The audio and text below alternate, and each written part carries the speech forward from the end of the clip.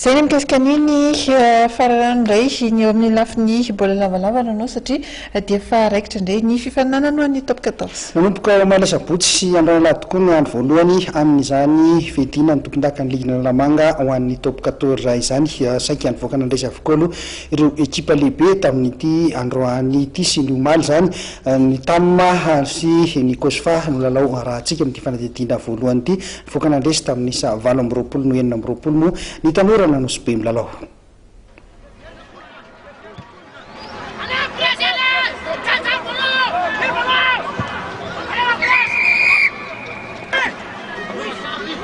Saika nivoaka mpandraisy avokoa ireo filevana lehibe nandritra ny andro voalohany amin'ny fedina ny tompon-dakan'ny ligina Lamanga ho an'ny top 14.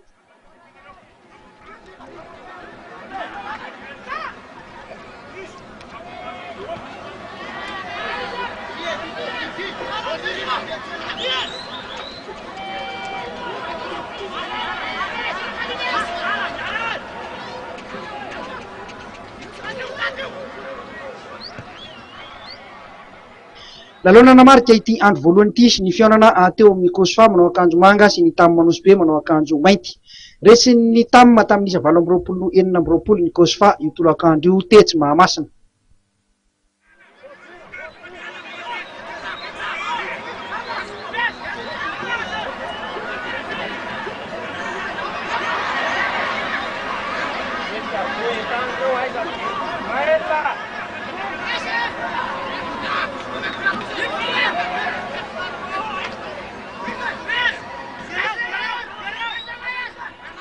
Teo amin'ny fizara-potoana voalohany dia efa nitarika tamin'isa 4.7 ny Tamma. Saika samy nilalao tao anaty vahana avokoa ny rotota tamin'ity androany ity.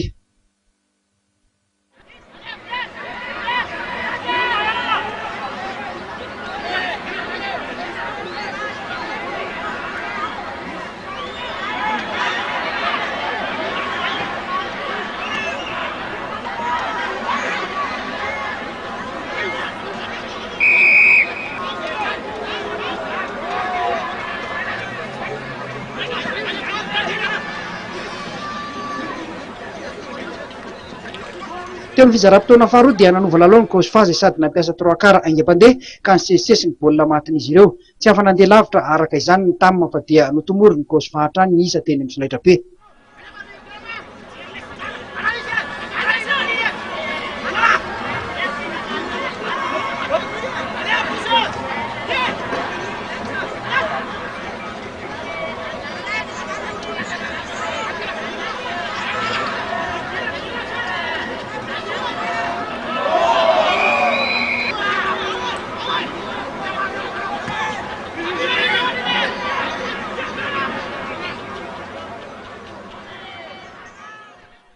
Tany amin'ny 10 minitra farany dia niamafy ny lalao ny rotota saika tsara ny fiarovan-tena ny Tamma ka dia mora ho azy no niary ny isa efa azony.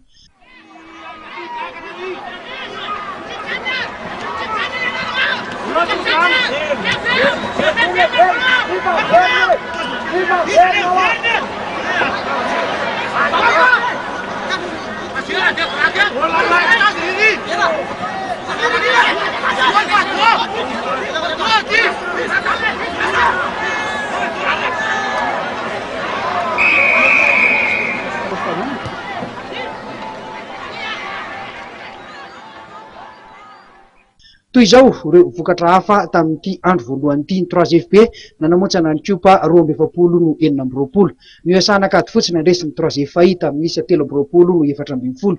Ny Tamma nandresy ny Kosfa 8-20 no 9. Tsy totosa kosa ny lalaon'ny Cheminot sy ny Savonnerie Tropicale izay lalao voalohany tokony natao androany satria araka ny fanazavana dia lalao telo ihany no azo atao etsy amin'ny kianjan'ny Mahamasina.